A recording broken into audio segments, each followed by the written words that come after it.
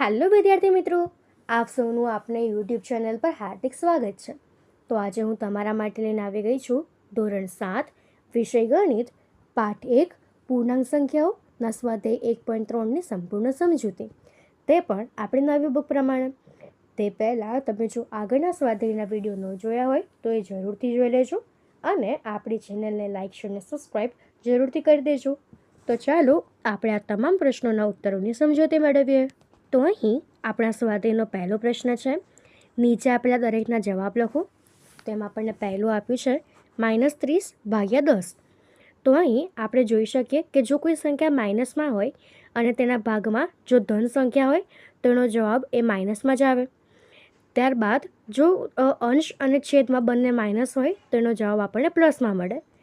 જો અંશ અનમાં પ્લસ હોય અને છેદમાં માઇનસ હોય તો એનો જવાબ માઇનસ મળે. અને જો અંશ અને છેદ બંનેમાં ધન હોય તો એનો જવાબ આપણને ધન મળે. તો એવું જ આપણને પહેલું આપ્યું છે -30/10. તો અહીં અંશમાં ધન અને છેદમાં અંશમાં માઇનસ અને છેદમાં પ્લસ, તો એનો જવાબ થશે -30/10, એટલે એ થશે -3. એવી જ રીતે 50/-5, તો એ થશે -10. -36/-9, તો તે આપણને મળશે 9, 4. કારણ કે અહીંથી માઇનસ જે છે કેન્સલ થશે, તો આપણો જવાબ થશે 4. એવી જ રીતે ચોથું છે કે -39/39, તો એ થશે -1.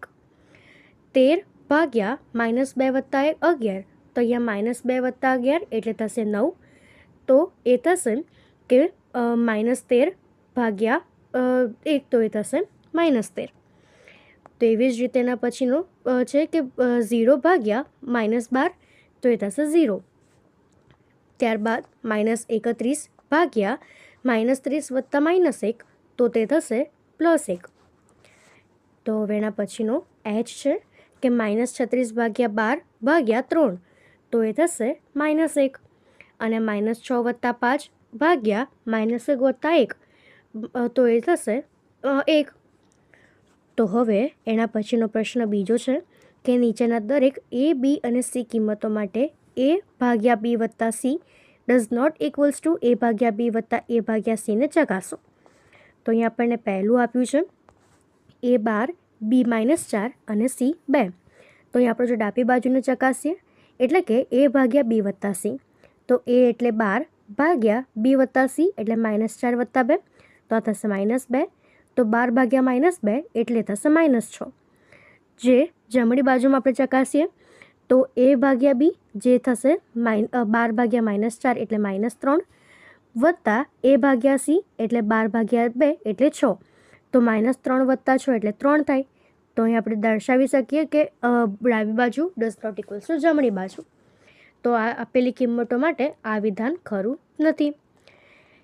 તો હવે એના પછીનું બીજું છે કે a -10, b1 અને c1.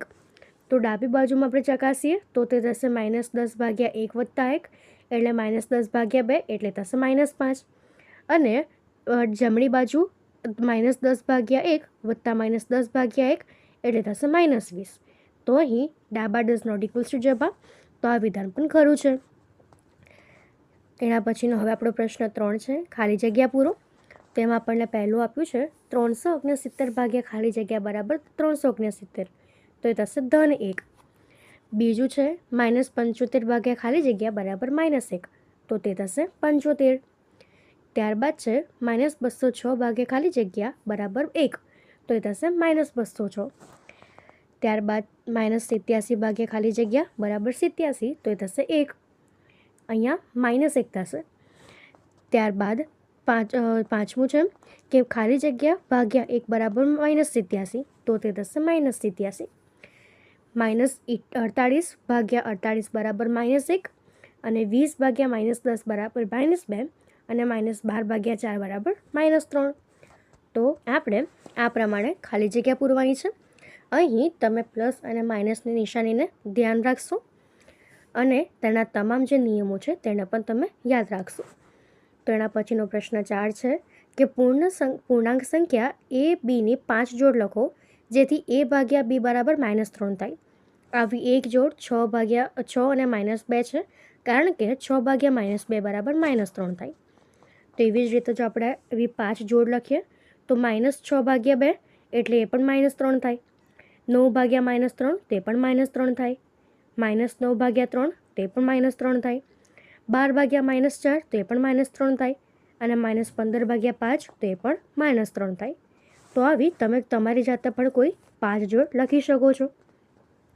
તો હવે એના પછીનો આપણો પ્રશ્ન 5 છે કે બપોરે 12 વાગ્યાનું તાપમાન 0થી ઉપર 10 ડિગ્રી સેલ્સિયસ છે.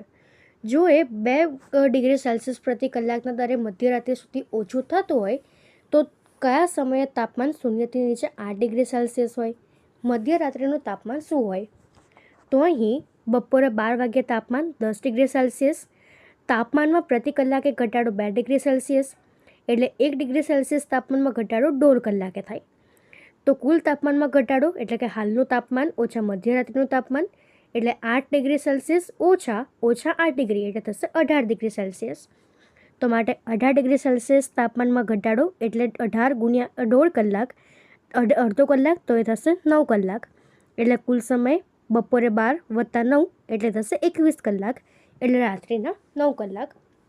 તેથી રાત્રિના 9 કલાકે તાપમાન 0થી નીચે 8 ડિગ્રી સેલ્સિયસ હશે, તેમજ મધ્યરાત્રિનું તાપમાન -18 ડિગ્રી સેલ્સિયસ હશે. એવી જ રીતે છઠ્ઠો પ્રશ્ન છે કે વર્ગ પરીક્ષામાં +3 દરેક સાચા જવાબ માટે અને -2 દરેક ખોટા જવાબ માટે આપવામાં આવે છે, અને કોઈપણ સવાલના જવાબ માટે જો પ્રયત્ન ન કરવામાં આવે તો તેને 1 પણ ગુણ આપવામાં આવતો નથી. તેનો પહેલો પ્રશ્ન છે કે રાધિકાએ 20 ગુણ મેળવ્યા છે. જો તેણીએ 12 સાચા જવાબ આપ્યા હોય તો તેણીએ કેટલા જવાબ ખોટા છે? તો અહીં આપણે લખીશું કે એક સાચા જવાબના 3 ગુણ, તો 12 સાચા જવાબના 12 ગુણ્યા 3 એટલે 36 ગુણ. તો રાધિકાએ 20 ગુણ મેળવ્યા છે. અને ખોટા જવાબ માટેના ગુણ 20 ઓછા -36 એટલે -16. તો એક ખોટા જવાબ માટે અપાતા ગુણ -2. તો ખોટા જવાબની સંખ્યા -16 ભાગ્યા -2 એટલે 8. તો રાધિકાએ 8 ખોટા જવાબ આપ્યા હશે. એવી જ રીતે બીજું છે કે મોહિનીએ આ પરીક્ષામાં -5 ગુણ મેળવ્યા. જો કે તેણીના 7 જવાબ સાચા હતા તો તેણીએ કેટલા જવાબ ખોટા લખ્યા? તો અહીં લખીએ કે એક સાચા જવાબ માટે 3 ગુણ, તો 7 સાચા જવાબ માટે 3 ગુણ્યા 7 તો એ થશે 21. તો માટે મોહિનીએ -5 ગુણ મેળવ્યા છે. તો ખોટા જવાબ માટેના ગુણ -5 -21 એટલે -26. જો એક ખોટા જવાબ માટે -2 ગુણ અપાતા હોય તો ખોટા જવાબની સંખ્યા -26 ભાગ્યા -2 એટલે થશે 13. તો માટે મોહિનીએ 13 ખોટા જવાબ લખ્યા હશે.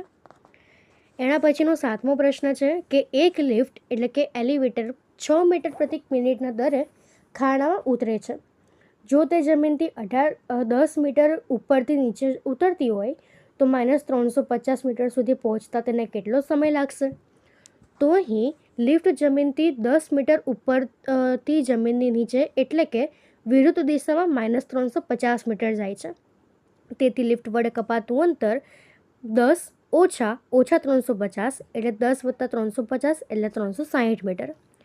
6 મીટર અંતર કાપવા માટે લાગતો સમય 1 મિનિટ હોય તો 1 મીટર અંતર કાપવા માટે 1/6 મિનિટ જેટલો સમય લાગે. તેથી 360 મીટર અંતર કાપવા માટે લાગતો સમય 1/6 ગુણ્યા 360 એટલે કે 60 મિનિટ એટલે 1 કલાક થાય. તેથી લિફ્ટને -350 મીટર પહોંચવા માટે 1 કલાકનો સમય લાગશે. તો આપણે આ પ્રમાણેની ગણતરી કરવાની છે. તો અહીં આપણો આ સ્વાધ્યાય પૂર્ણ થાય છે. જો આમાં તમને કોઈ પણ ડાઉટ હોય તો એ તમે કોમેન્ટ સેક્શનમાં જરૂરથી જણાવી શકો છો, અને આપણી ચેનલને લાઇક, શેર અને સબસ્ક્રાઈબ જરૂરથી કરી દેજો. Thank you.